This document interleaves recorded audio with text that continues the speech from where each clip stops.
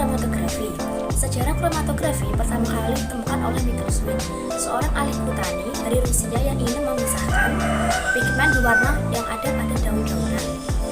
Jadi Michael Sweet ini mengekstrak daun kemudian menghasilkan warna hijau dan diteliti apakah ekstrak tadi terdiri satu atau beberapa pigmen warna.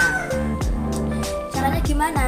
Caranya dimasukkan ke dalam suatu kolom yang berisi kalsium karbonat dan dialirkan kemudian didorong dengan pelarut. Suatu pelarut. Nah, hasilnya ternyata yang awalnya ekstrak berwarna hijau terpisah menjadi beberapa warna. Kemudian Michael Sweet dapat menyimpulkan bahwa suatu kolom yang berisi kalsium karbonat mampu memisahkan beberapa pigmen yang ada pada tanaman, dan muncullah istilah kromatografi. Kroma artinya warna, gram artinya tulisan. Karena pada awalnya kromatografi yang digunakan untuk memisahkan senyawa yang berwarna menghasilkan pita-pita yang berwarna. Nah, kemudian dalam perkembangannya kromatografi tidak hanya digunakan untuk memisahkan senyawa yang berwarna saja, namun berbagai jenis senyawa yang berbeda sifat fisika maupun kimia. Pembahasan kromatografi sekarang namanya tetap kromatografi, namun istilahnya sudah bukan pemisahan senyawa warna, namun kromatografi merupakan metode pemisahan dua komponen atau lebih dalam suatu campuran homogen berdasarkan distribusi senyawa-senyawa tersebut dalam dua fasa, yaitu fasa diam dan fasa gerak. Proses pemisahan masing-masing senyawa tadi terjadi karena perbedaan keterikatan komponen atau interaksi senyawa tersebut pada fase diam dan fase gerak. Mengapa dia berbeda? Karena memang ada perbedaan sifat fisika dan kimia, misalkan koefisien distribusi, kelarutan, muatan ion, daya adsorpsi, ukuran molekul, dan sebagainya. Selanjutnya kita ke pengertian fase diam dan fase gerak.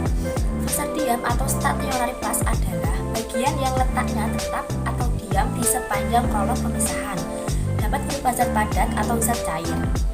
Fase gerak atau mobil lepas adalah bagian yang bergerak di sepanjang kolom pemisahan dari ujung sampai dengan akhir kolom dengan proses kromatografi, dapat berupa zat cair ataupun gas. Fungsi fase diam adalah menahan senyawa melalui interaksi fisika maupun kimia, sedangkan fungsi fase gerak adalah mendorong senyawa bersama dengan aliran fase gerak. Kemudian kita ke ilustrasi yang pertama. Jadi kita memiliki suatu media kolom, anggaplah dia suatu kolom, kemudian kita masukkan sampel yang berisi 3 senyawa, yaitu kuning, hijau, dan biru. Tapi kita campur, kita masukkan ke dalam ujung nol, jadi ujung awalnya di sepanjang kolom itu terdapat fase diam. Nanti dia akan berusaha untuk menahannya, sedangkan fase gerak dia akan mengalir karena dari bawah ke atas. Bisa jadi ini contoh dari gaya kapiler.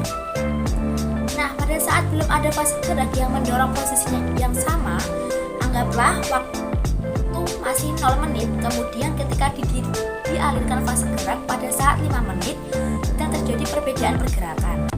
Yang kuning itu lambat, sedangkan yang biru sebaliknya dia paling cepat. Tapi ini baru bergerak sedikit, sedangkan berwarna merah anggaplah dia fase geraknya. Jadi fase gerak itu mendorong. Ketika 5 menit fase gerak itu sudah mendekati separuh dari kolom yang kuning, dia paling lambat gerakannya, sedangkan yang biru dia yang paling cepat. Kemudian dialirkan selama 10 menit. Semakin terlihat perbedaan kecepatannya, kemudian kalau dilanjutkan sampai ke menit 15 akan terlihat bahwa pelarut atau fase gerak sudah mencapai ujung akhir dari kolom, sedangkan senyawa biru di belakangnya, senyawa hijau di posisi berikutnya, dan yang paling lambat adalah senyawa yang berwarna kuning. Nah, ini kenapa ketika senyawa ini menempuh jarak yang berbeda. Biru paling cepat, kuning dia paling lambat. Ketika sudah tercapai waktu 15 menit, ketika fase geraknya sudah sampai akhir proses pemisahan, kita hentikan. Jadi tidak usah didorong, kemudian melihat bahwa jarak tempuh dari ketiga senyawa ini ternyata berbeda-beda. Mengapa dia berbeda? Jadi bisa mengukur jarak masing-masing senyawa. Nanti kita akan melihat parameter jarak tempuh tadi.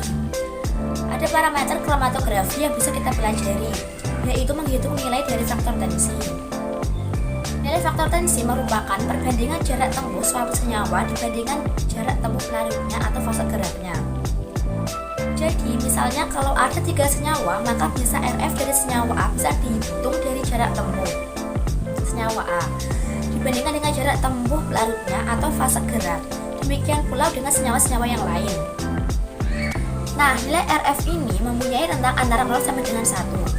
Jadi, jika senyawa sama sekali tidak bergerak, jadi jaraknya 0. Atau misalnya berikutnya ada suatu senyawa yang dia akan bergerak dengan sangat cepat, sesuai dengan pergerakan dari fase gerak.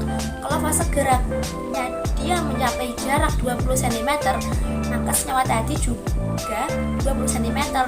Maka kalau RF-nya kita hitung akan sama dengan 1. Itulah mengapa nilai RF itu antara 0 sampai dengan 1. Senyawa dengan nilai RF kecil mempunyai kecenderungan untuk terlihat kuat pada fase diam. Sedangkan senyawa dengan nilai RF besar lebih kuat didorongkan atau berinteraksi dengan fase gerak. Nah, selanjutnya kita menghitung nilai RF. Saat T sama dengan 15 diketahui, jarak tempuh pelarut atau fase gerak 10 cm, jarak tempuh kuning 3,2 cm, jarak tempuh hijau 6,1 cm, jarak tempuh biru 8,8 cm. Maka RF kuning sama dengan 0,32, RF hijau 0,61, RF biru 0,88. Kuning mempunyai interaksi paling kuat dengan fase diam, sedangkan biru mempunyai interaksi paling lemah dengan fase diam. Kemudian kita ke ilustrasi yang kedua, menghitung waktu. Kita bisa menghitung waktu senyawa tadi sampai ke ujung kolom. Jadi jaraknya sama, misalnya saat jaraknya kita anggap 20 cm. Kemudian kita mempunyai 3 senyawa. Senyawa tadi didorong oleh fase gerak. Ketika didorong menerus, pada waktu tertentu fase gerak akan keluar di ujung akhir kolom. Kemudian kita tunggu lama-lama, keluarlah senyawa biru. Kita tunggu beberapa lama, muncullah senyawa hijau. Keluarlah sampai yang terakhir, senyawa yang paling lambat yaitu kuning.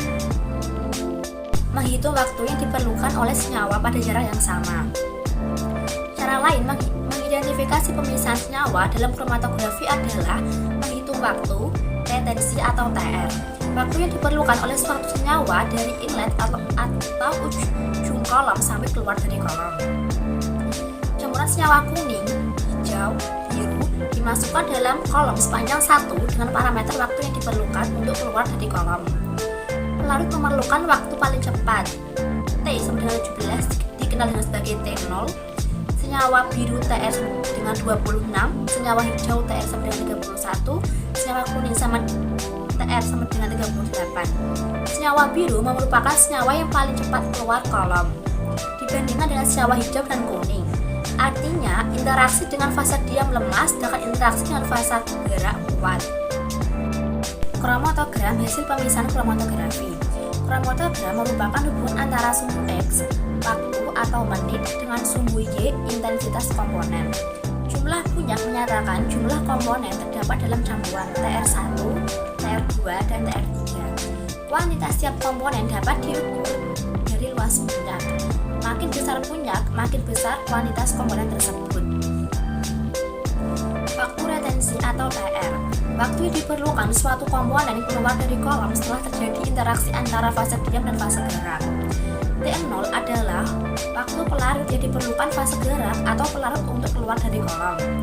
Beberapa kromatografi tidak menggunakan parameter waktu sebagai sumbu X, namun parameter volume fase gerak. Volume retensi atau VR. Volume fase gerak yang diperlukan untuk mendorong senyawa dari inlet ke outlet. F0, volume pelarut yang diperlukan fase gerak atau pelarut untuk keluar dari kolom atau volume kolom. Cukup sekian video penjelasan mengenai teori kromatografi. Semoga bisa bermanfaat. Wassalamualaikum warahmatullahi wabarakatuh.